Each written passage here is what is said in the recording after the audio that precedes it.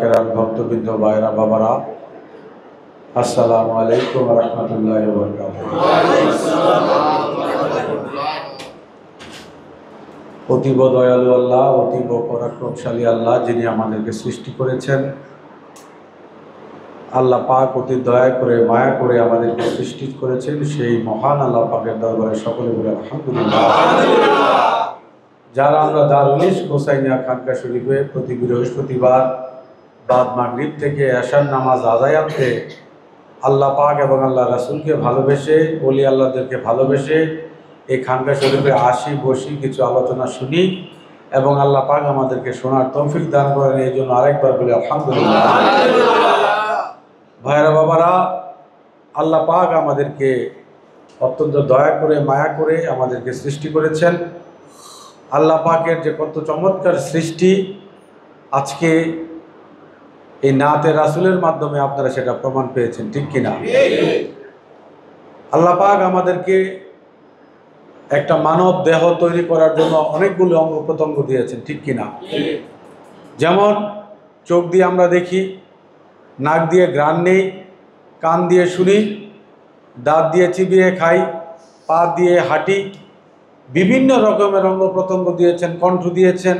এই যে নাতে রাসূল হলো আল্লাহ আল্লাহর ওলিদের শানে, রাসূলুল্লাহ সাল্লাল্লাহু আলাইহি সাল্লামের শানে চমৎকার মানকাবাত হয়েছে।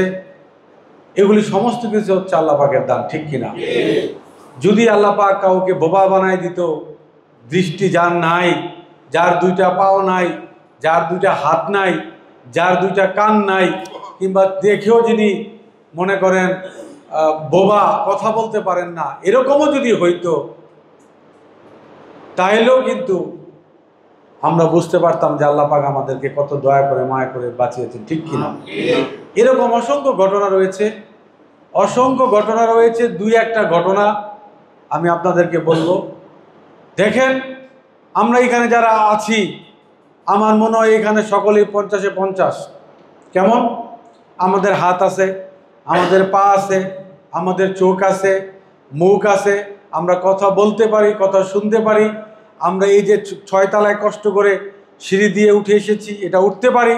যদি কোনো একটা কমতি থাকতো, আপনি বুঝতেন এটার কি জ্বালা, ঠিক কিনা? আজকে আমরা এত সকল বিষয়বস্তু দেখার পরেও আমরা অনেক সময় বেমালুম ভুলে যাই যে আল্লাহ পাকের দয়া, নেসবত, নজর, করম আমাদের কত দরকার। তারপরও আপনাদেরকে বলি, আমরা সবসময় আল্লাহ পাকের রেজামন্দি হাসিল করার জন্য আল্লাহ পাকের যে নির্দিষ্ট কক্ষপথ দিয়েছেন, সেই কক্ষপথে আমরা চলার চেষ্টা করি। সেইটা হচ্ছে ফজর নামাজের আজান দিয়ে আমাদের শুরু হয়, বাদ এশা মানে এশার নামাজ দিয়ে আমাদের সকল কার্যক্রম শেষ হয়ে যাওয়ার কথা, ঠিক কিনা? দেখবেন, এটা হচ্ছে মোমেন এবং মুসলমানদের দায়িত্ব।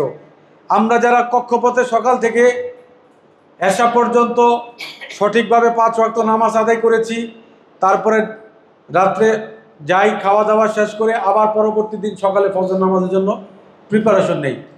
কিন্তু যারা মুনাফেক, বাটপার, বেঈমান, মুসলমানদারি যারা আমার মতো আপনার মতো দেখতে শুনতে একই রকম, কিন্তু তাদের কিন্তু এইরকম কিন্তু তাদের এশার নামাজ দিয়ে কিন্তু তাদের শেষ হয় না।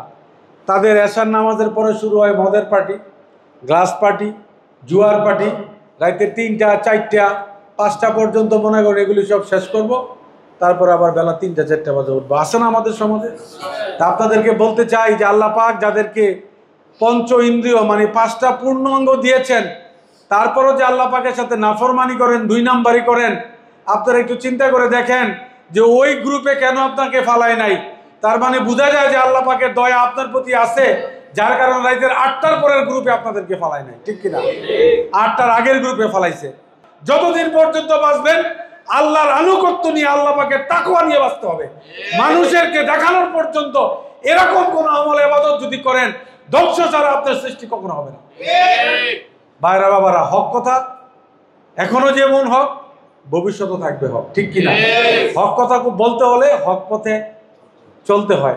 তাকাব্বুরি আল্লাহর কাছে কইরেন, বিনয় আল্লাহরে দেখান, মানুষে দেখায় লাভ নাই।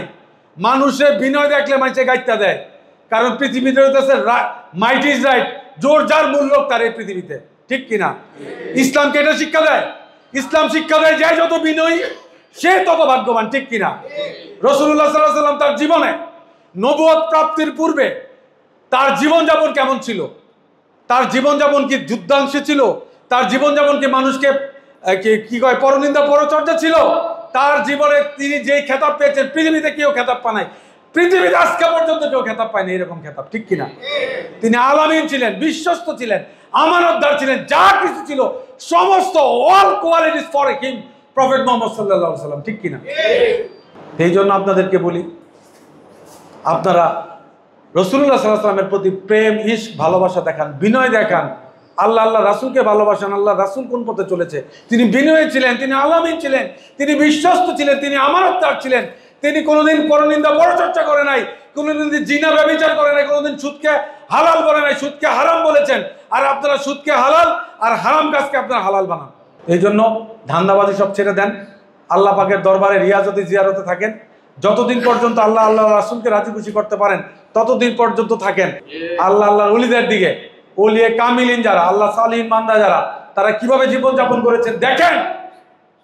খাজা মঈনুদ্দিন চিশতি এশার নামাজের ওযু দিয়ে ফজর নামাজ পড়েছেন।